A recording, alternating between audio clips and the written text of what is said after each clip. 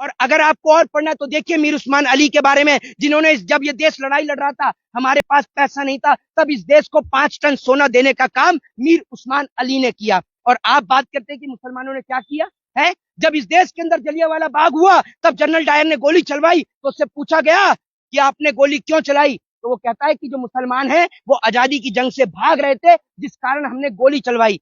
14 दिन पोस्टमार्टम चला, 76 पठानों का पोस्टमार्टम हुआ। एक पठान के बेटे ने वो खान अब्दुल गफ्फार खान ने आगे आकर कहा कि अगर एक भी मुसलमान की पीठ पर गोली मिल गई तो मुसलमान आजादी की जंग से बाहर हो जाएंगे।